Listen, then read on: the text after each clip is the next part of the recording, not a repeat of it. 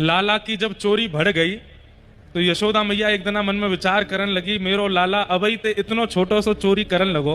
अबई लाला 3 बरस को तो है, 3 बरस को लाला चोरी करन लगो, कहीं 3 बरस को जब बड़ो होएगा तो ये चोरी करते करते कहीं बहुत ज्यादा चोरी ना करन लगे, मेरो लाला को ब्याह कैसे होएगा। तो मैया ने कही कि मैं गणेश जी को 1.25 मन लड्डू के भोग लगाऊंगी अगर मेरो लाला चोरी छोड़ दे तो ठाकुर जी को जब ये बात पता चली तो ठाकुर जी मन में बोले, अब तो मैं बिल्कुल नहीं छोड़ूंगा। क्यों? 1.25 मन लड्डू रखे जाएंगे, गणेश जी के आएंगे, खाएंगे तो हम मोए और मेरे सब सखान ने खावे को मिलेगा। 1.25 मन लड्डू लगाए गणेश जी के आगे।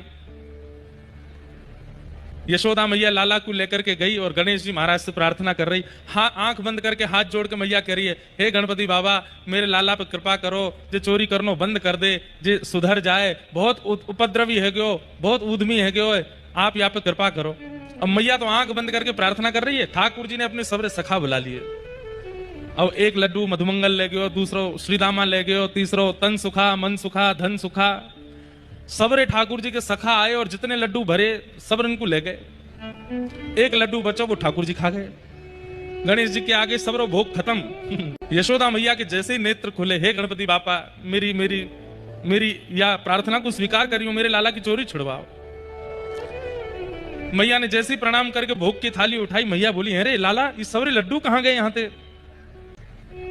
ठाकुर जी बोले, मैया अभी तो यहीं धरे, पतो ना कहाँ चले गए। अरे इतनी जल्दी कौन चोरी करके ले गए यहाँ थे, कहाँ गए सबरे लड्डू?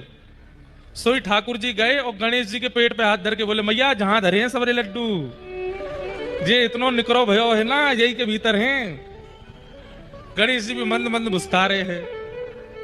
मैया बोली, मैंने तो इतनी बार भोग लगायो कभी पायो नहीं, आज कैसे पाए लियो?